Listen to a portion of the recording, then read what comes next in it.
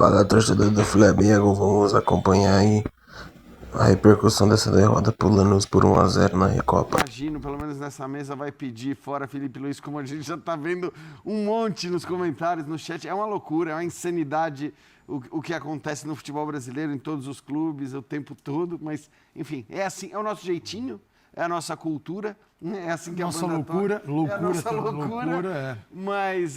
Mas enfim, que foi ruim mesmo, e acho que o Flamengo tá devendo demais nessa temporada. E assim, perder o confronto pro Corinthians pode acontecer. Claro. Perder pro Lanús pode acontecer, mas quando você soma esses dois... E a forma, né? E a forma, aí você tem... qual foi a narrativa das duas derrotas? Uma é real, já foi. A outra, por enquanto, ele está perdendo. Tem que reverter no Maracanã. Você destacou uma coisa interessante para passar para o Zupa durante a transmissão, que você falou, o Flamengo pode mudar muito, né, o seu time e ganhar fisicamente. Então, se o problema é físico, se o problema é uma temporada que está começando, você tem pelo menos a vantagem de poder, nos 45 minutos finais, ou que seja, como fez o Felipe Luiz, na meia hora final, mudar tudo, né, do ponto de vista físico e ganhar um gás, enquanto o outro time é um time muito limitado nesse aspecto, né, que tem 11 peças ali quase que contadinhas. Então, esse deveria ser o seu momento da vantagem física, ainda que, de maneira geral, na temporada o Flamengo esteja em desvantagem física. E a gente não viu isso em momento algum, né? Verdade. Começo de ano, a lá Vitor Pereira, hein? Lembra muito. Né? Claro que o Felipe Luiz tem muito mais casca. Títulos do Flamengo, tem mais... A atmosfera, o estado anímico. Mas isso é lembra. isso, é isso. É isso, lembra. É isso. Boa noite a todos. Porque, assim, tanto a Supercopa quanto a Recopa não são, e eu falei isso no pré-jogo no Sport Center, não são troféus que vão mudar, ou que não deveriam mudar a temporada de um clube com o tamanho da ambição que o Flamengo tem no seu projeto esportivo. Até na época eu falava, a Supercopa para o Corinthians tem um valor. Hoje, para o Flamengo tem outro valor, ela é bem menos importante. Então, assim, não são os troféus mais importantes da temporada. O problema é que se você já perdeu. Se por um acaso você perde o outro, com o nível de desempenho que o Flamengo teve nessas derrotas, né? Porque tem momentos em que você perde, mas você vê coisa acontecendo. Quando você perde jogando mal, como o Flamengo vem jogando sistematicamente, o Flamengo está a 90 minutos, se não conseguir reverter o placar na semana que vem, de chamar para si uma crise no momento do ano que não deveria passar perto disso. E esse é um problema, já vai começar o ano de maneira muito tumultuada.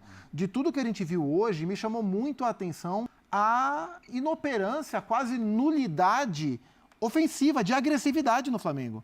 O Calçade falava isso durante o jogo da posse de bola, ela flutuou entre 65 e 70 para o Flamengo quase que o jogo inteiro. Como é que... Então o Flamengo controlou territorialmente o jogo durante quase todo o tempo. E uma finalização. Mas em nenhum momento um time que controlou o jogo, controlou a posse, que teve 70 de posse, ele não mereceu e nem esteve perto de ganhar o jogo.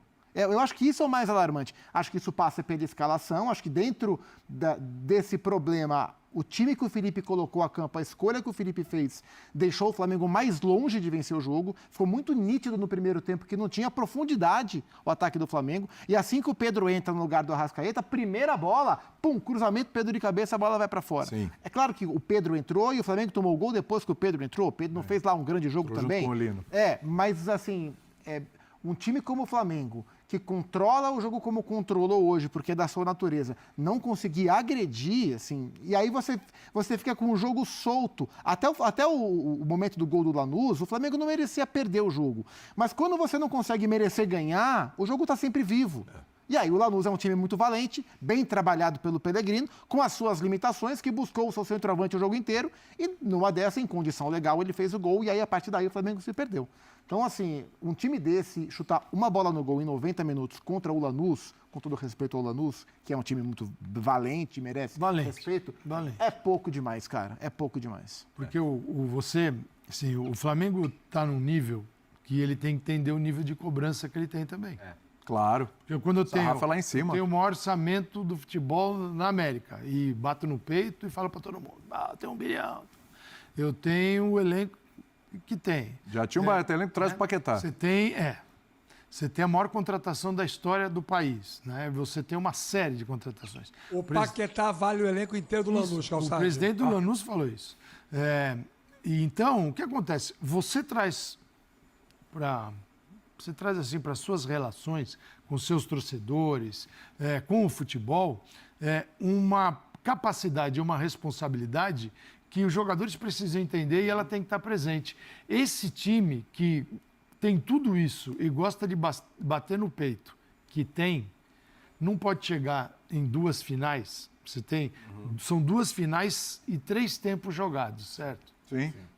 Não dá para jogar o que jogou até agora. Você tem que entender o seguinte, cara, a gente tem tudo e a gente tem tanta coisa que os outros não têm, que a gente dentro de campo tem que se virar e tem que se virar de jeito diferente. As desculpas que valem para o Lanús não valem para o Flamengo. As desculpas que valem para o São Paulo não valem para o Flamengo. Do Grêmio não vale para o Flamengo. Isso não é exigir ganhar o tempo inteiro. Não é. Não é só sobre o resultado. Comportamentos. A gente está falando de comportamentos. Cara, o Flamengo alcançou um tamanho que é dele, é próprio. E por méritos, né? Ninguém deu nada.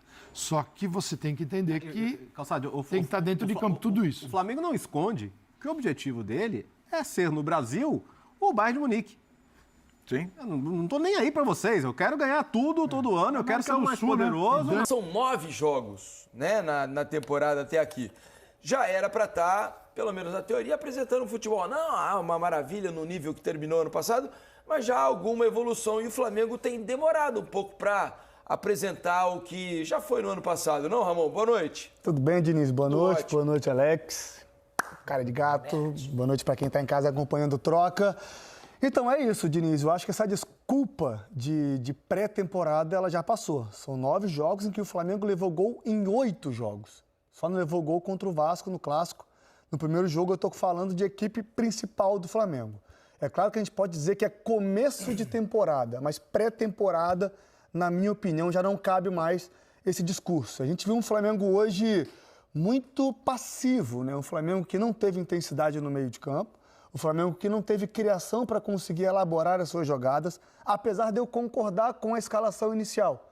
O Flamengo não conseguiu produzir individualmente e coletivamente. E sofreu por um lado, não sofreu lá essas coisas, não foi tão perigoso assim, mas sofreu num lado que para mim é muito forte do Flamengo, que é o lado do Alexandre, lateral esquerdo, que marca muito bem, é um exímio marcador.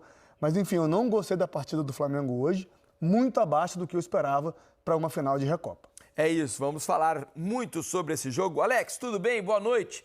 Já se imaginava um Flamengo um pouco melhor. É também possível dizer que o Flamengo, ao longo de quase todo o jogo, sofreu pouco, né, no aspecto defensivo. O Lanús não criou muitas chances, teve 2 gols anulados ali por impedimentos, né, marcados de maneira correta, com VAR semiautomático, que ajuda bastante as decisões dos árbitros. Mas o jogo estava aparentemente controlado, assim, né? O Flamengo se defendendo bem, sem permitir muito ao Lanús, mas num belíssimo cruzamento da esquerda do Marcite, o gol do Castilho aconteceu e o Flamengo saiu em desvantagem. No aspecto criativo do jogo, aí sim eu acho que é mais grave, né? O fato de o Flamengo ter conseguido envolver, ou não ter conseguido envolver em praticamente momento nenhum do jogo, a defesa do Lanús. E isso acho que deve estar deixando o torcedor mais preocupado. Não, Alex, boa noite. Boa noite, Felipe. Boa noite, Ramonete. Boa noite, todo mundo está em casa. É lógico que preocupa.